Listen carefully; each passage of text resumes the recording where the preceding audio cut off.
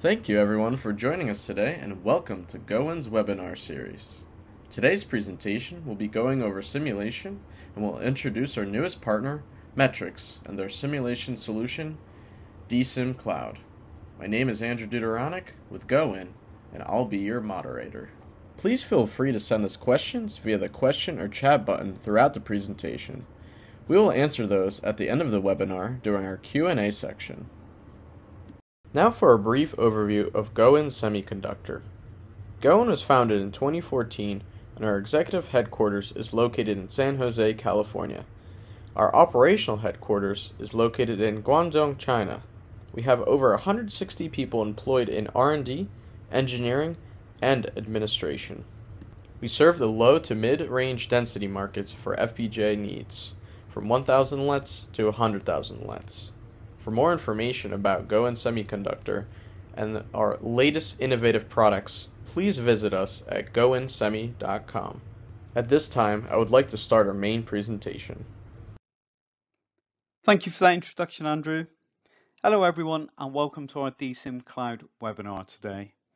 I'm Danny Fisher, the Senior FAE Manager at Gowin Semiconductor Europe. Our webinar today is very much split into two parts.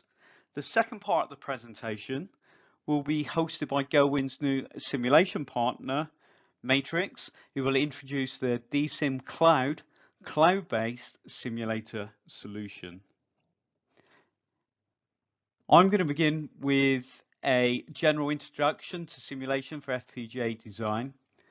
We're going to take a look at some of the costs involved in fixing defects, especially when those bugs are found relatively late in the design flow. We'll look at some of the advantages simulation brings to your FPGA design flow. We'll also see where simulation fits into a typical design flow model. We'll take a recap of the Gowin EDA FPGA design tool and how we currently support simulation using standalone third-party EDA tools.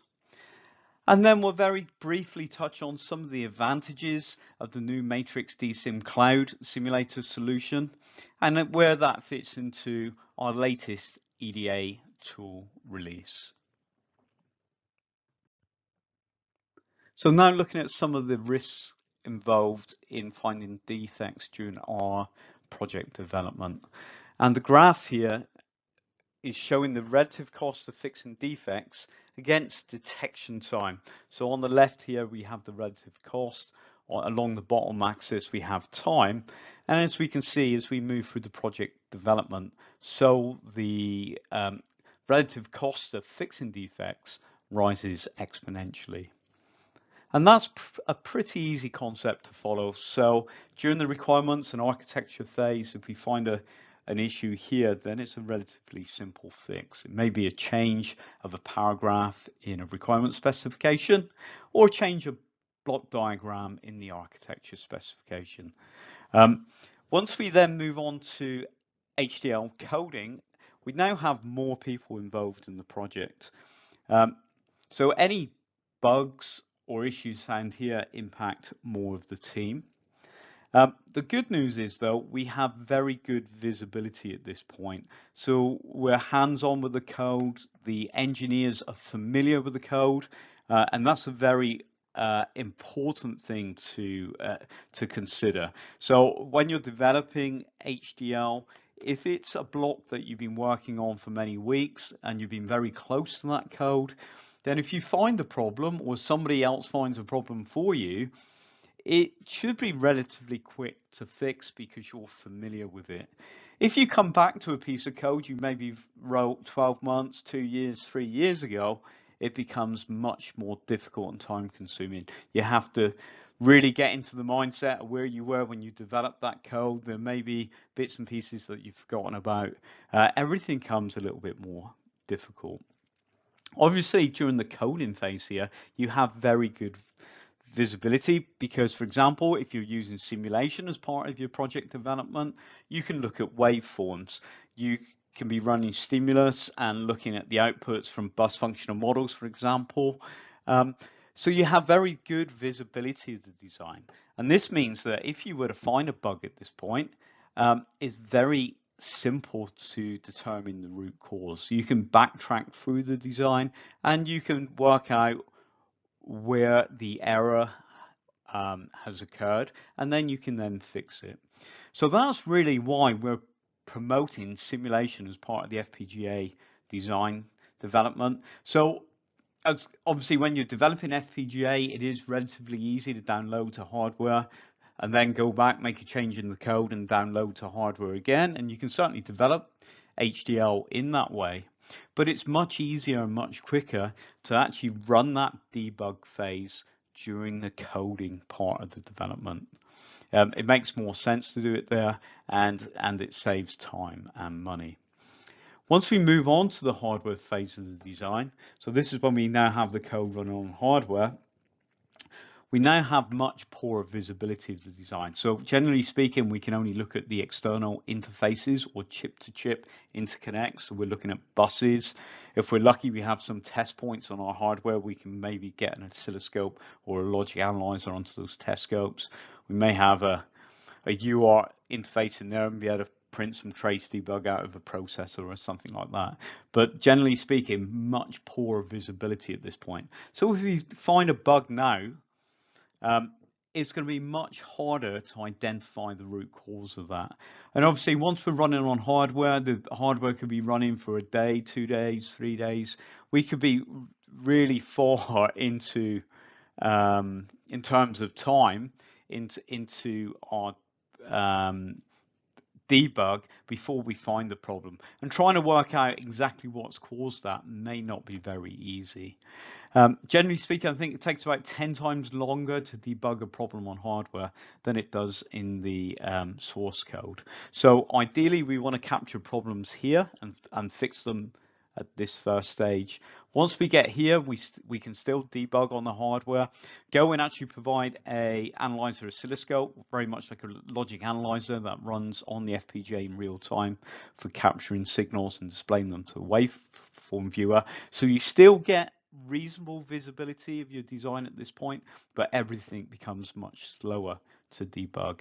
And of course, if you find a problem here, you still need to go back to this stage or this stage to implement the fix before returning to the hardware stage to verify that fix. So you're adding time into your development at every step. Once we move on to the system acceptance testing, now we have the complete assembly, so the PCBs are wired together, perhaps as part of a bigger system in a housing or enclosure. We're now running up perhaps over temperature. We may be running suites of safety critical or compliance tests at this point. So if you start to find bugs here, then visibility could be a problem. We may not be able to access the hardware or oscilloscopes and logic analyzers. Visibility being a problem means it's very much harder to debug problems at this stage. And also, if we're partway through an acceptance test when we find the problem, even if we're able to fix that problem, then we have to go back and rerun those the first portion of the acceptance tests. And that all adds additional time to the development.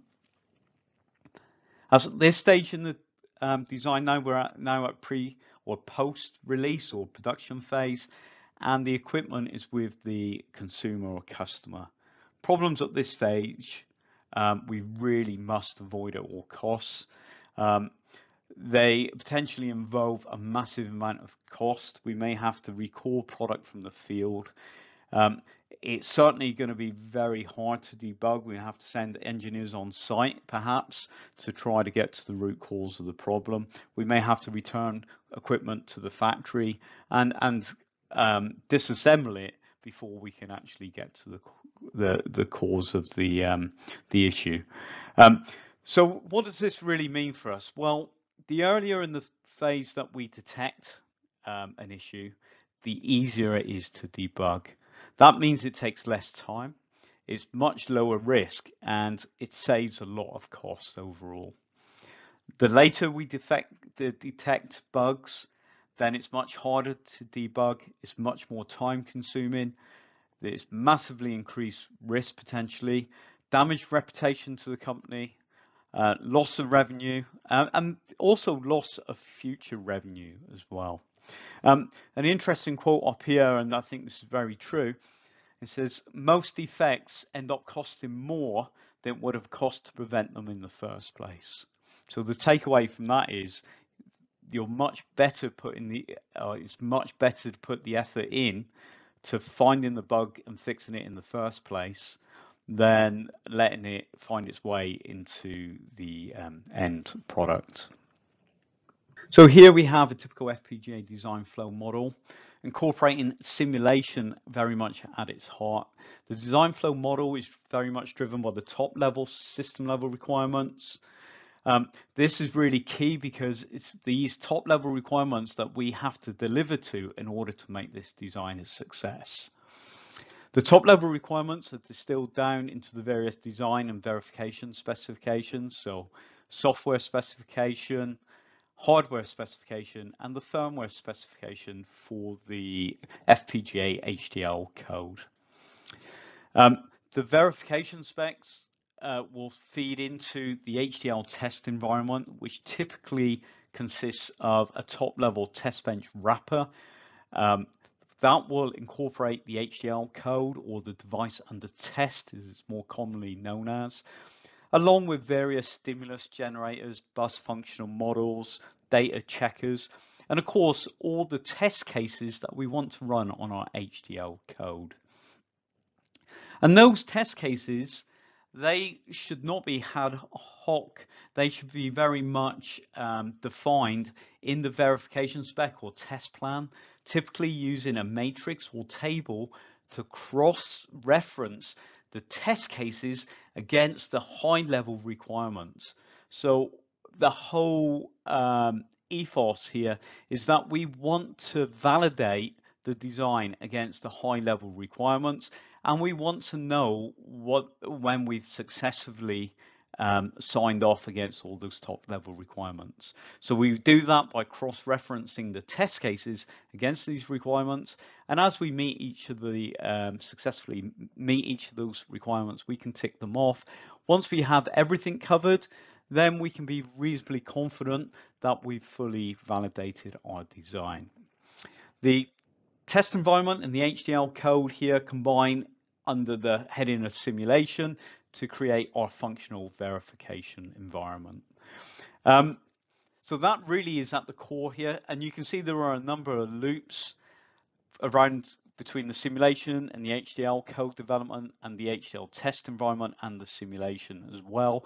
And this is because as we find bugs in our HDL code, we will fix them and rerun simulation. And as we find bugs or gaps in our code coverage, we will update the test environment to add that additional coverage or to fix the bugs. So very much an iterative approach to simulation here. Once we have a significant portion of the design functionally verified, then would be the time to move to synthesis. The output from synthesis is a pre-placed simulation gate level netlist. This is really taking the HDL and mapping it to the basic logic elements, so flip-flops, registers, adding macros for the PLL, and onboard memories and that kind of thing. The synthesized gate level netlist is then placed into the FPGA during the place and route phase. And again, we will generate from here, or we have the option from the Gowin EDA tools here to generate a post-place simulation gate level netlist. If we're going to run simulation using this netlist, quite often it's done with annotated timing using standard delay format, and again this option can be enabled in the Gowin EDA. So this would be timing driven gate level simulation at this point if we were running this loop here. At this point, using the pre-place simulation, this is more often done without any timing. These two steps actually are very much considered optional for FPGA development. Some customers like to run these steps, particularly for safety critical type applications. But because we have the luxury of being able to reprogram the FPGA, these are not strictly necessary. We can instead rely on the static timing analysis that's inbuilt in the Gowin EDA tool flow to sign off the timing for the design, and then validate the bit stream actually on hardware. The single most important sign-off requirement for this whole flow, however, continues to be the hardware validation, and there's some very good reasons for that. So once we're on hardware, we're testing the real interactions with the external devices. So if we've made a mistake somewhere in our assumptions, that will very quickly be flushed out during the hardware validation. When we run simulation, it's quite time consuming and quite processor intensive, which means, for example, if we were running frames of video data, we may only be able to run a few frames of video data in simulation, and that could take several hours, whereas we can run many frames per second on real hardware, which means we can effectively cover more ground during the hardware validation. So we're running many more vectors through the design at this point. But of course, as we've seen before, if we do find a problem at this point, it's much harder to identify the root cause. And of course, if we find a problem at this point, then that has to feed all the way back into this design flow model. We'll have to update the HDL code. We'll have to update the test environment to make sure we can capture that bug, or we see that bug in the HDL code. We rerun the simulation to make sure we fix the problem, and then deploy again on hardware, and hopefully not have to repeat this loop again. So simulation here really the key to the whole flow, but hardware validation continues to be the single most important sign-off requirement. So a very brief overview of the Gowin EDA FPGA designer tool. Standard design entry, be it VHDL, Verilog, or SystemVerilog. We have supported simulation using third-party EDA tools for many years. We provide all the elements needed to run simulation using third-party simulators. But obviously, we're very excited now to be able to offer the Matrix Dsim Cloud Simulator solution as part of our integrated EDA flow. It's not synthesis using Gowin's own synthesis engine. We have place and route driven, timing driven place and route using standard STC format constraints, bitstream generation, hardware validation, where we can actually use Gowin's analyzer oscilloscope to capture signals in real time. Looks very much like a logic analyzer which runs on the FPGA in real time to help you debug and identify issues when the bit stream's running on the HDL. Gowin's recommended simulator solution is Matrix Dsim Cloud, but Gowin also supports simulation using third-party tools like ModelSim, Active HDL, Synopsys VCS, and so on. But to simulate a Gowin design using third-party tools, users need to create their own custom compile and run simulation scripts. So what do we actually need to compile into the simulator tool? So the first thing will be the test bench HDL components, so .v, .sv, SystemVerilog, or .vhd files. These will be your test bench top level wrappers, your test bench components, any test bench models and monitors, those kind of things. Then we'll need to compile in the test cases, or the test case or test cases. Again, HDL, standard HDL, .v, .sv, .vhdl files. Next comes the design itself. As we've seen, if we're running functional design on the source HDL, then we'll be compiling up the HDL design, or the design under test ., and that would be .v, .sv, or .vhdl type files.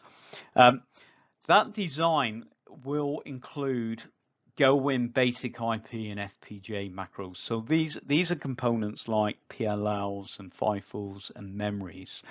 So those components, when you generate those in your project directory, the IP core generator will automatically add the generated IP into your project under a directory structure, which includes a top level wrapper for that IP. So if it's a PLL, there will be a PLL.v file, which will be the top level wrapper for that PLL that gets instantiated into your design.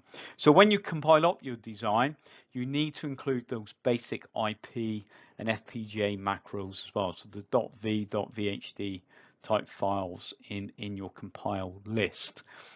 Now, the more complex IP cores, and these are things like MIPI, DPHY, perhaps, or perhaps some kind of video encoder, those more complex IP cores, they're actually provided as a gate level netlist or .vo file. So where you have complex IP in your cores, and again, these will be automatically added into your local design environment when you build the IP using the IP core generator and the Gowin EDA tool. In the local source directory and for that IP, if you see a star.vo file, this is a gate level netlist file, that needs to be compiled up rather than a .v or .vhd file.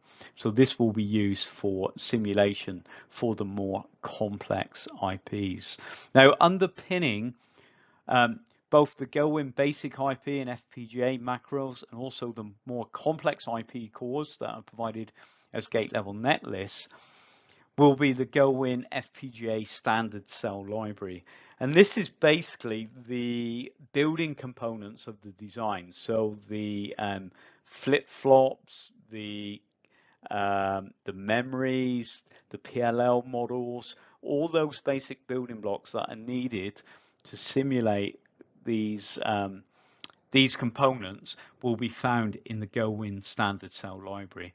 And those standard cell libraries, and there are different ones for the two FPGA families, the Little B and the Aurora family, can be found in the install directory, in the IDE, SimLib directory, then the device family, either GW1N or GW2A. Generally, the prim_sim.v. This is really for functional simulation. There's also a VHD, so VHDL equivalent file. In addition, there are also some separate timing simulation files. So if you were running a gate level netlist with annotated timing, rather than using the prim_sim.v, you would use the timing equivalent simulation.v file, which can be found in the same directory. On the same note, if you want to run timing-driven simulation, then there's an option in the EDA tool to generate SDF when placing root in your design. So it will automatically generate your .sdf file for that particular design as well. So all these files need to be compiled up to run simulation using third-party tools. We do have examples for how to do this, particularly for model sim. So if you were interested in running simulation using a third-party tool, please do let us know. So taking a little bit of a closer look at the Gowin EDA tool, you can see the latest version of the Gowin EDA, the 1.9.8.09, actually includes a Dsim Cloud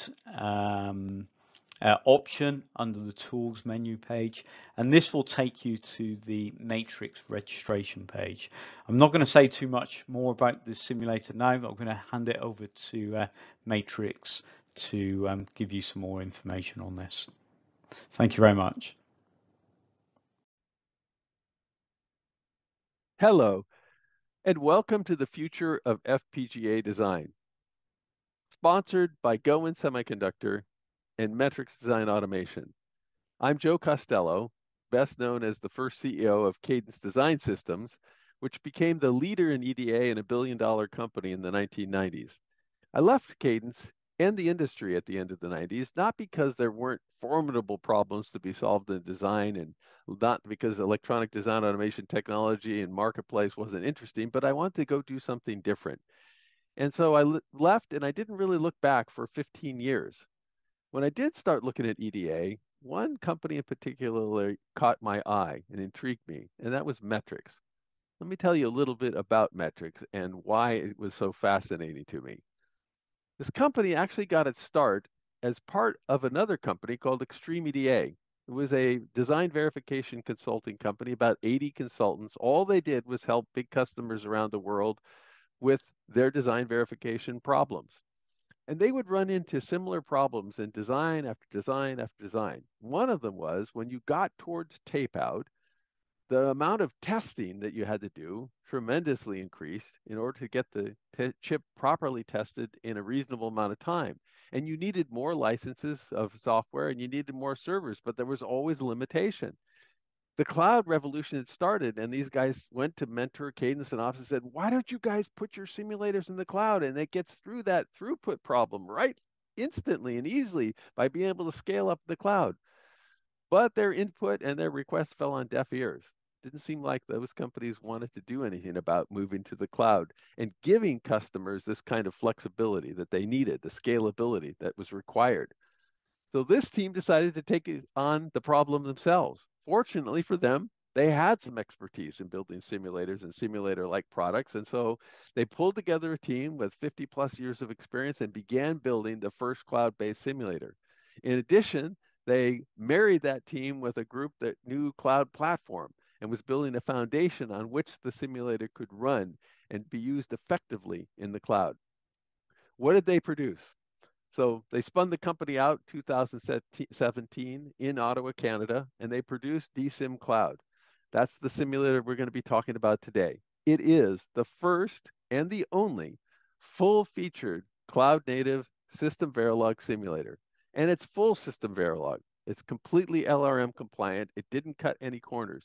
In addition to that, we added VHDL support in the past year. So now you can do 99.9% of all RTL languages that have been written, for design. You can simulate with the Dsim Cloud simulator today. And I want to go farther than this. It's not again, a shortcut simulator that was put out there just to get something in the cloud. This is full featured, not just full language support, full feature support. It's got things like constraint solvers and UVM. It's got code and functional coverage capabilities. You can run it at the gate level for timing. It's got interfaces like PLI and DPI to allow you to add capabilities to the simulator. So it's got everything you'd expect to see in the high-end, expensive simulators like what you'll get from Cadence and Synopsys. Now, why is this important and what intrigued me about this company when I started to work with them? I first became the chairman of the company a few years ago, and most recently, I became the CEO. Why? Because this is a revolution in design automation, and in particular for the FPGA marketplace. The first thing you're going to notice, this is the most affordable simulator on the marketplace today. Why? It's no upfront license fees, none of those big, heavy charges and annual charges at the beginning of every year, tens of thousands of dollars potentially. No, we don't charge it all that way. It's like a cloud-based product that you've come to expect. It's paid for by the minute. It's paid for by what you use, and that's it. Now, for all of you that are joining us from Gowin as Gowin customers, there's a special deal. You don't even pay the normal pennies per minute that it costs. You get free access during the month of November. So that's number one. It's incredibly affordable. But the flip side of that is, well, yeah, but there's free simulators from people like Xilinx and Altera. Now those guys are AMD and Intel. Yeah, you can get the free simulators, but those were compromised simulators. They were dumbed down. They didn't have all the features. I want to point out this is a full-blown, completely competitive simulator with Synopsys and Cadence, both in features, functions, and performance. Now, the other side of this one's really simple to use. We spent a lot of time over the last year trying to work on that part of the problem. Make it simple for people, especially for FPGA designers. We've got it so that you can get up and running in 30 minutes and in your own environment too. So you don't have to learn something completely new. Take your own environment, start using our simulator. Shouldn't take you long to get up and running. But again, with no compromises, this is a full-blown Synopsys Cadence class ASIC simulator that you're getting access to. Some people worry about cloud-based simulation. Is it secure? It's in the cloud. Is my IP going to be safe? It is. First of all, we give you isolated secure storage for all your IP. You have complete control over it. And in fact, the truth is today, the security in these cloud-based systems, we use Azure today for our cloud platform, but it doesn't matter whether it's Azure, Amazon, Google, they all provide an incredible level of security. So you do not have to worry about the cloud-based security. And the final point is the thing I started with, scalability. This is what got the original founders of Metrics excited. When you get to that critical point, which we always do in chip designs, where you've got to get the tape out, you've got to get the product into the hands of the customer, there's always too much work to be done. In the past, you might have been limited by 1 machine, 5 machines, 10 machines, no more. You can go up to 100, 1,000. One of our customers went to 10,000 machines. We have customers that actually had 30 machines that their actual regression tests were taking them 4.5, 5 days. After they got scalability, they could reduce that down to 20 minutes. And again, you don't pay for 100 or 1,000 licenses. You pay by the minutes that you use. And it's the most affordable simulation experience that you'll ever get. So again, I think it's really great to be partnering with Gowin. We're both trying to change the world. Gowin's trying to change the world in the FPGA side of things. We're trying to change the world in the EDA side of things. It's a perfect partnership. We are very proud to be launching our commercial FPGA simulation capability with Gowin this month. And I want to now get out of the way and give you a chance to actually see it. One of our application engineers is going to give you a tour of the product, show you how to get up and running, and give you a tour of the features and functions so you'll know what you'll be doing in that first 30 minutes, day, and we hope months ahead of you of great simulation at the best possible price. For this demo, I will be an HDL developer wanting to simulate and debug a Gowin reference design. I'll be running the demo on my local Windows laptop, but we also support Mac and Linux. Start off by clicking the Dsim Cloud button from inside the Gowin FPGA Designer IDE.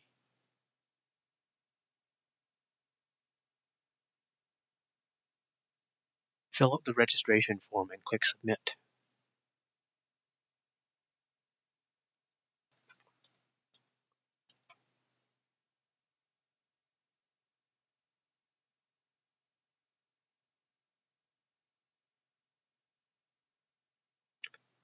Follow the instructions in the registration email sent to you by Metrics. The sign-up link will direct you to a browser window. Enter your email address and click the Send Verification Code button.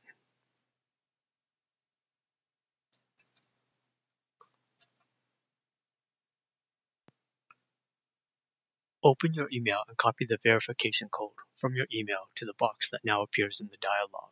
Then click the Verify Code button. Enter a strong password and confirm it. Your password must have at least 3 of the following: a lowercase letter, an uppercase letter, a number, a symbol.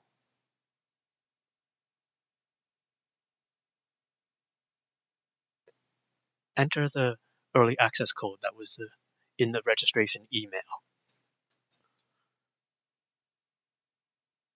After reading the terms of service, click the box to agree to them. Click the Create button, and the authentication process will complete.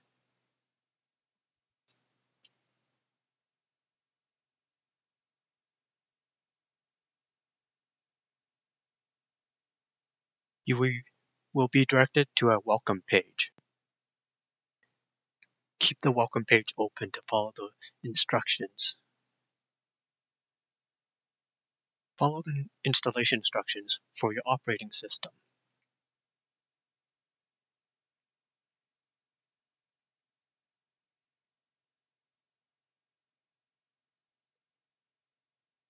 After installation and successful registration to the Dsim Cloud, go through the Dsim Cloud for Gowin tutorial to simulate your design.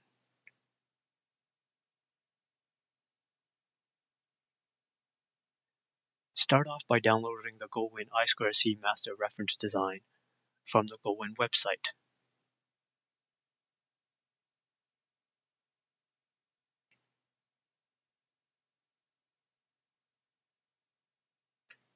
You'll need to be logged into your Gowin account.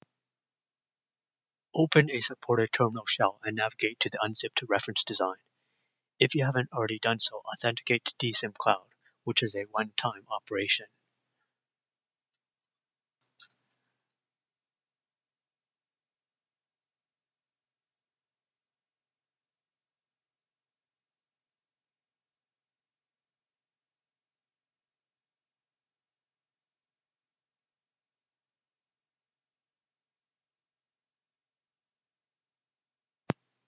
Initialize a workspace in the design's origin directory.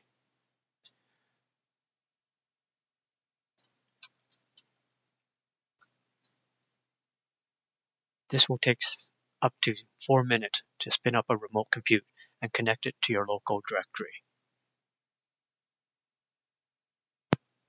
Now that you have an active workspace, check its status.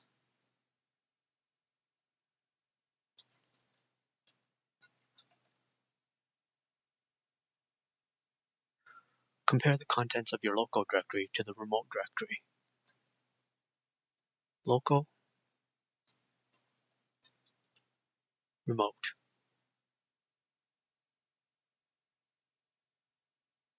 Dsim Cloud automatically syncs files from your local directory to the remote directory. Navigate to an internal directory and compare the contents again to see that the remote directory tracks your local directory.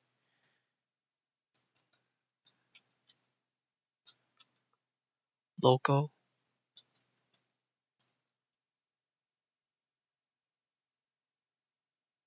remote.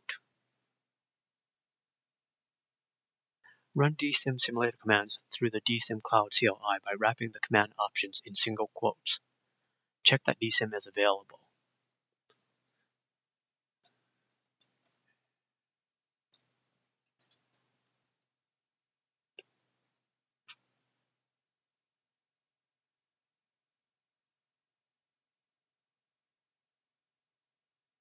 Navigate to the Design Simulation directory.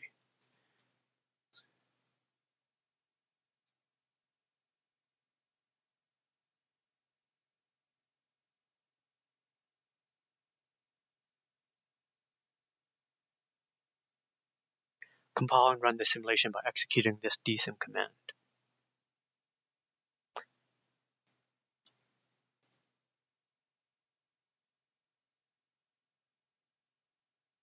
Observe the output of the simulation running on the remote compute being piped back to your local terminal.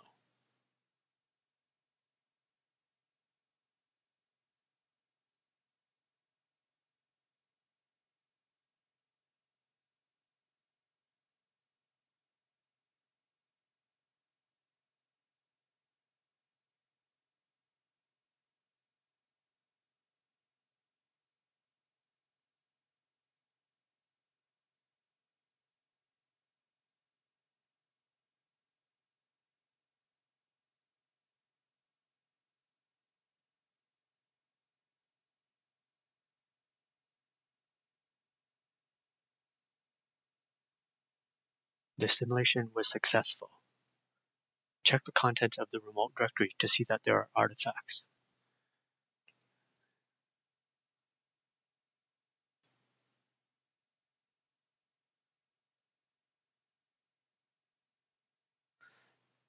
Download the simulation log to view in your local text editor.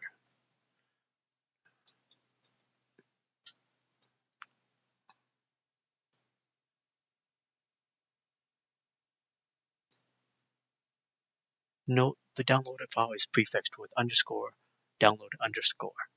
So the downloaded dsim.log becomes _download_dsim.log. This pattern is filtered from being resynced to the remote compute.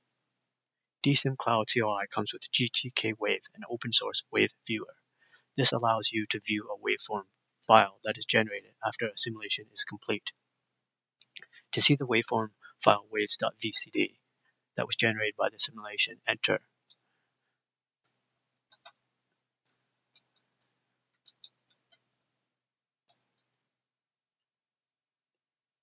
This downloads the waveform file, which will take several minutes, and automatically opens it in GTK Wave.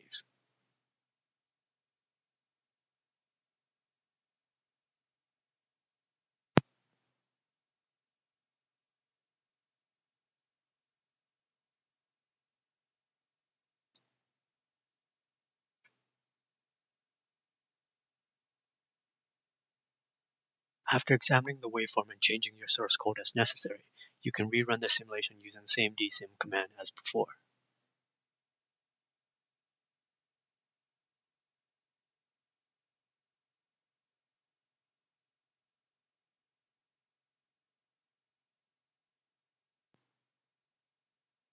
Dsim Cloud is built based on simulation command time. You can start or resume the service when you want to execute commands, and you can pause when you are done working.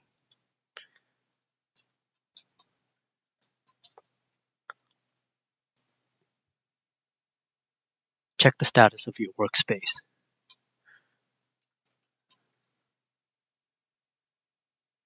You cannot execute commands when a workspace is not active.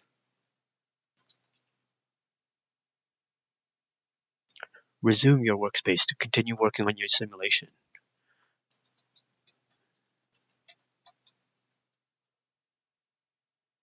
This will take up to 4 minutes to resume the remote compute. Confirm the status of your workspace.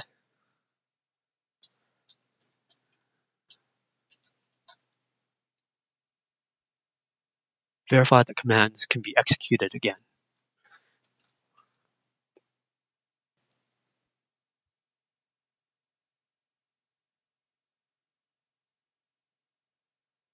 Once you're done simulating your design, you can destroy your workspace. This removes all your files from the remote compute, making them inaccessible to metrics, but leaves local files untouched.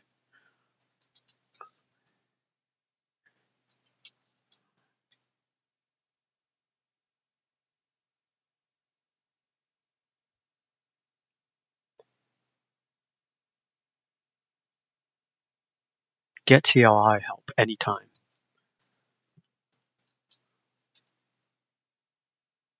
Or for a specific CLI command, enter the help after the command.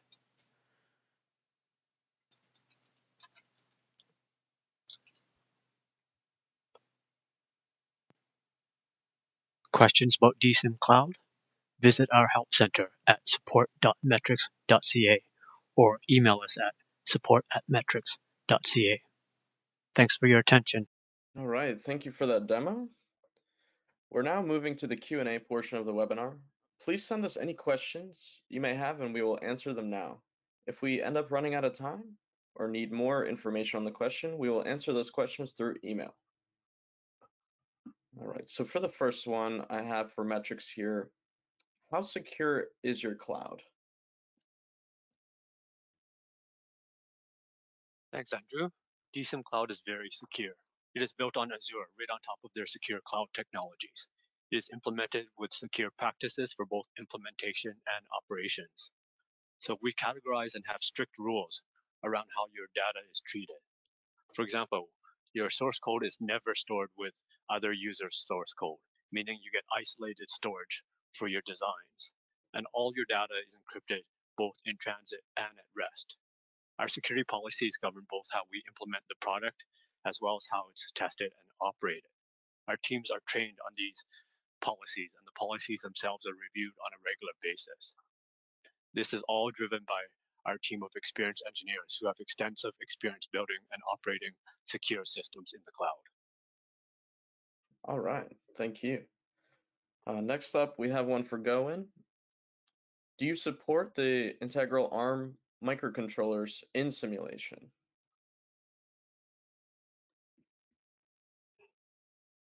I can take that one. This is David with Gowin.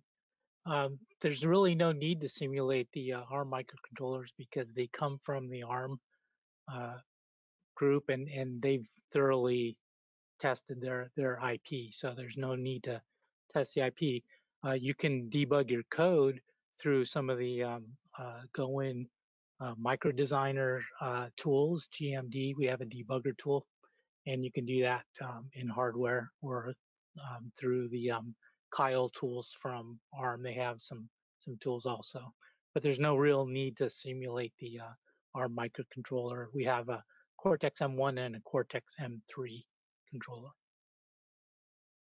Got it. Thank you. I got one more for Gowin.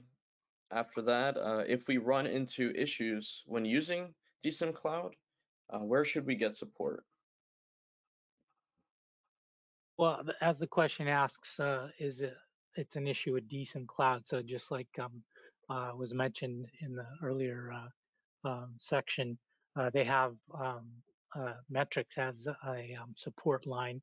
If it's an issue where you don't know if it's a Dsim Cloud issue or a Gowin issue, you can go ahead and send the same request to support@gowinsemi.com, and we'll be able to answer it or forward it to Metrics for you.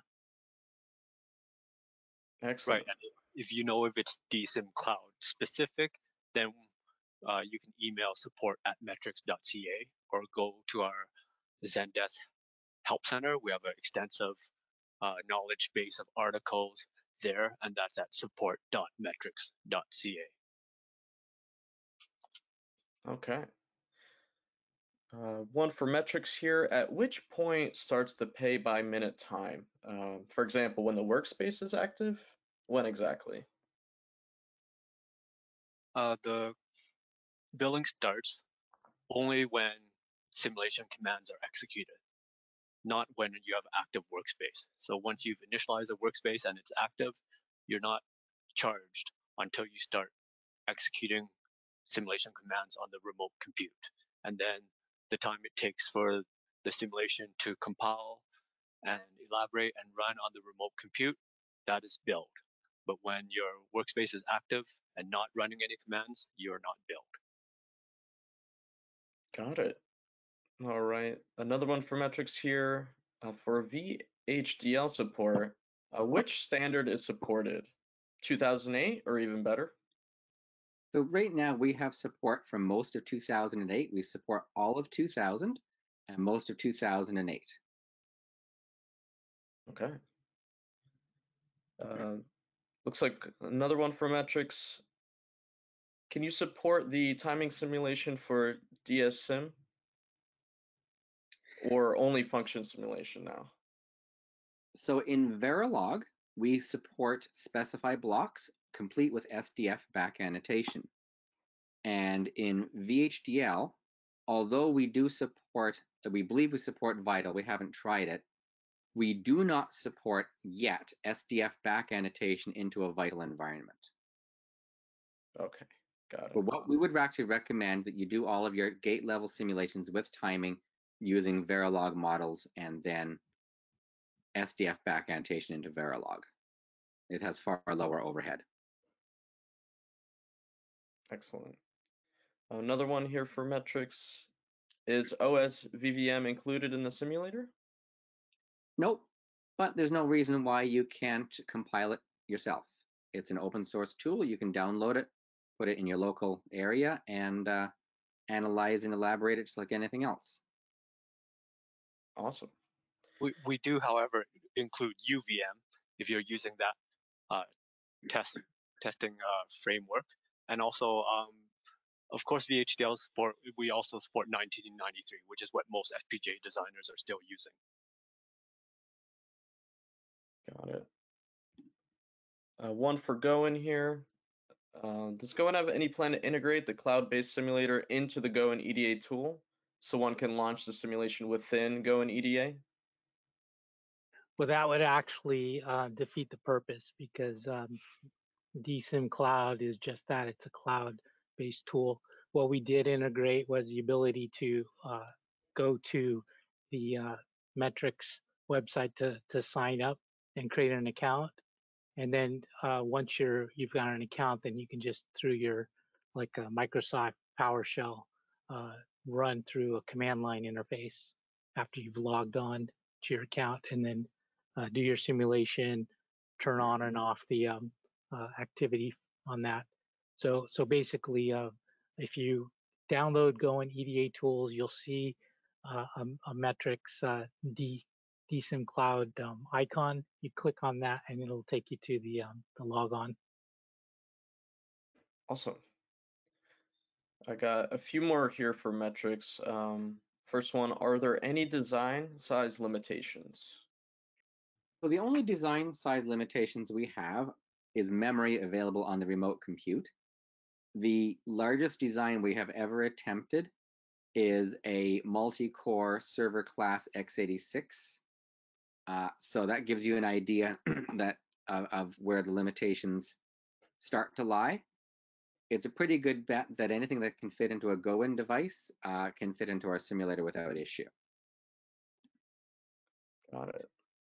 And also, unlike the free versions of ModelSim and Questa, there are no limitations to lines of code or number files, and there's no performance throttling.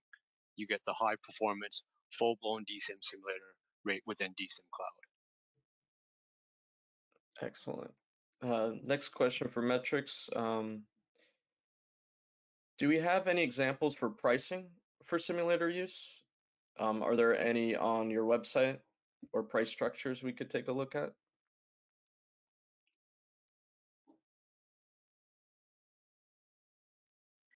We have yet to finalize pricing. Okay, But so you'll have it on your site. But like we haven't advertised it yet. But like Joe said in his presentation, it will work out to be mere pennies a minute. And the great thing is about a cloud simulator is that you pay as you go, pay as you need. You're not paying a big expensive license for a whole year just to run it a few times a year. So you only pay as much as you need and when you're actually using it. And I will just add in, this is Joe, I will add into that we will have the pricing by the end of the free period of time at November, end of November. And as was stated, it is pennies per minute. And even if you ran 24/7 with this, it's going to be significantly less expensive than a single license, than a license from a Cadence or Synopsys. All right. And Well, I see one. Sorry to add to that. If you have, when you're running parallel simulations, it'll cost you the same. So say you're running a simulation for 1 hour, whether that's one single simulation running for the whole hour or 100 simulations running for that 1 hour, you pay the same price. You're paying by per time, not by the number of remote cloud computes you're using. So that's very attractive to running regression testing and running tests in parallel. Well, we should clarify that, Sean. It is charged by compute minute. Okay. So 100 independent simulations running for 1 minute each will cost the same as a single simulation running for 100 minutes. Okay. Got it. And I do see one more question here for metrics. How do I get the early access code to get access to the online simulator? Oh, like I showed in my demo, right from the sign up, when you click that Dsim Cloud button from within the Gowin EDA, it'll send you to the sign up page, metrics registration page. When you give us a simple information like your name and email address, then you'll receive a welcome to Metrics Dsim Cloud email. In that email, we'll give you the early access code, which gives you free access to Dsim Cloud until the end of November. All right. And I just want to add one more thing to the question about the how you pay for it and the power of this and the scalability. I gave the example of the customer that had 30 machines. They had a mid-sized customer. They had 30 servers that they were using, and as I described, it took them 4.5 days to run their regression tests. After that was completed, we completed the move to the cloud, and they could use hundreds of machines. As I said, it took 20 minutes. But the actual, to what David Jones just said, the actual compute time was the same. So they paid the same amount of money in compute time. Of course, they didn't. They had to buy licenses from Cadence in that case. But in our case, the compute time is exactly the same. It just happened in 20 minutes because you used 100 machines. So I get it done in 20 minutes, and it costs me the same as the compute time if I take 4.5 days. So you can see right there the power. Holy shit, is that much better to do it in 20 minutes? Now the second thing is you don't run 24/7. They have those licenses and then they sit for a while. They're not, cranking it up every single 24/7 situation. So you're not paying for the license when you're not using it. You just pay for when you're using it. And again, I'll emphasize, even if you use it 24/7, it's going to be significantly cheaper than Cadence and Synopsys. All right, thank you. So it looks like that's all we have for questions. Thank you everyone for participating in today's webinar. A recorded video of this presentation will be sent out later this week, and a link to view it will be sent directly to you through your email. This concludes the webinar. Thank you, stay safe, and have a great one.